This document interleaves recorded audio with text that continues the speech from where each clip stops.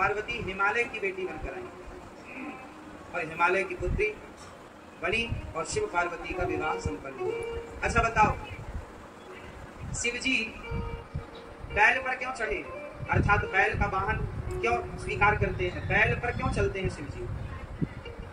आप शिव जी का वाहन बैल क्यों है? और धर्म के चरण कितने होते हैं?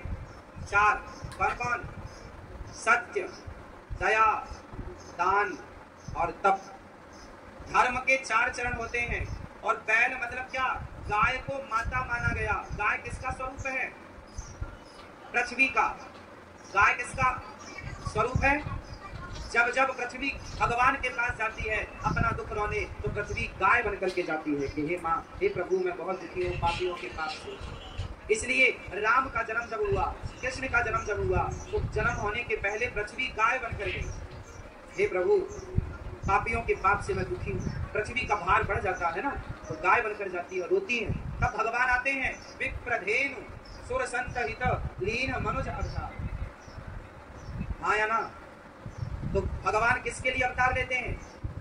गाय की रक्षा के लिए, धर्म की स्थापना के लिए, भक्तों की रक्षा के लिए। तो पृथ्वी गाय है। और सेंगोल का नाम सुना?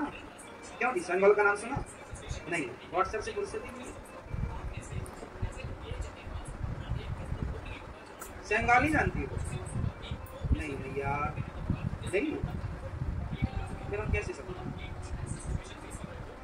पहले के ये पुरानी परंपरा थी हमारे भारत की कि जब कोई राजा बनता था तो छोटे छोटे राजा अपने बड़े महाराजा को सेंगोल देते थे। और सेंगोल को ध्यान से देखा हो, उसमें नंदी बना हुआ आया ना? इसमें क्या बने हैं? नंदी। और ये सेंगोल एक बड़े राजा को दिया जाता था। क्यों? क्योंकि ये नंदी धर्म का प्रतिनिधित्व करता है। ये सेंगोल का देने का उसके पीछे का कारण था कि आप धर्म ना छोड़िएगा। जैसे कोई प्रधानमंत्री, राष्ट्रपति जब शपथ लेते हैं तो शपथ क्या लेते हैं? वो शपथ लेते हैं, मैं संविधान की, मैं भगवत गीता की, मैं भगवान की सौगंध खाकर शपथ लेता हूँ कि मैं राष्ट्र की सेवा ईमानदारी से करूंगा, धर्म से करूंगा। मैं अन्याय को बाद में भले कितना भी अन्याय करें, लेकिन कसम तो सत्य की ही लेते हैं। बोलो हाँ या ना? हाँ या ना? तो धर्म क्या है? बैल क्या है? धर्म का प्रतीक है। उसी तरह शंकर जी किस पर बैठे हैं? शंकर जी बैल पर नहीं, शंकर जी धर्म पर सवार हैं। शंकर जी किस पर सवार हैं? धर्म पर। और आपको भी धर्म पर सवार होना चाहिए।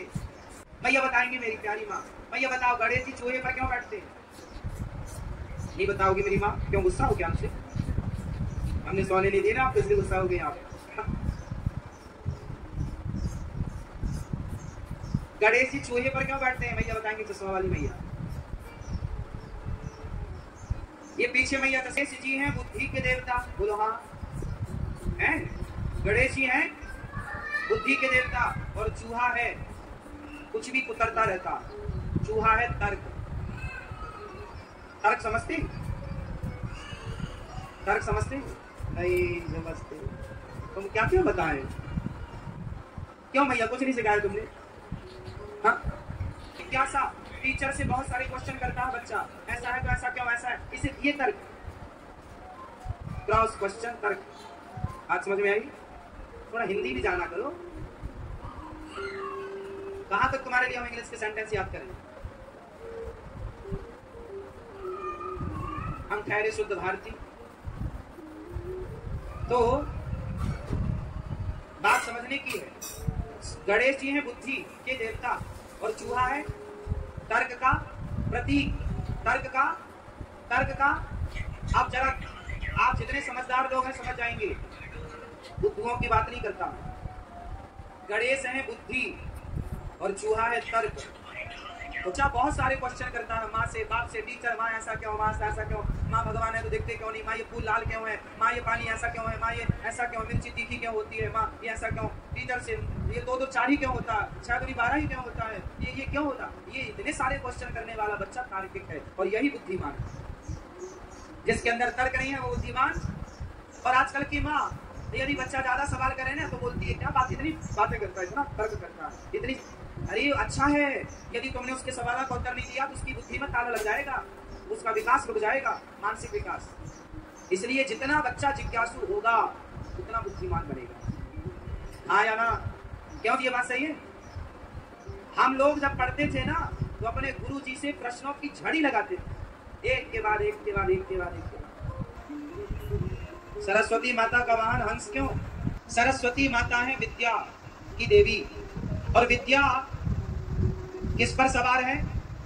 हंस पर। और हंस का स्वभाव कैसा है कि दूध और पानी को मिक्स कीजिए और हंस के सामने परोसिए तो हंस क्या पी लेगा? दूध पी लेगा, क्या छोड़ देगा? हाँ, मानो सरस्वती माता कहती हैं कि विद्या वही प्राप्त कर सकता है जो सार सार को ग्रहण कर लेता हो, असार को छोड़ देता हो, वो विद्वान बनेगा।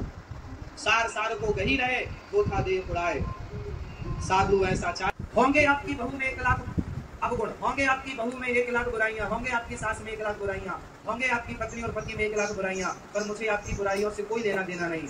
मैं विद्वान तब माना जाऊंगा जब मैं आपकी बुराइयों को ना देखूं, आपकी अच्छाई से ग्रहण करता चलूं और जीवन को आगे बढ़ाता चलूं, सुखमय जीवन बनाता चलूं। सार सार, ये है सारम सारम समुद्रतम। सरस्वती माता हंस पर बैठी है। हाँ, अब बाकी प्रश्न और हैं अपने, अब सबका बताऊंगा तो इसी में कथा पूरी हो जाएगी। आदि कुछ आप खोजना, सबके पीछे आध्यात्म रहस्य है।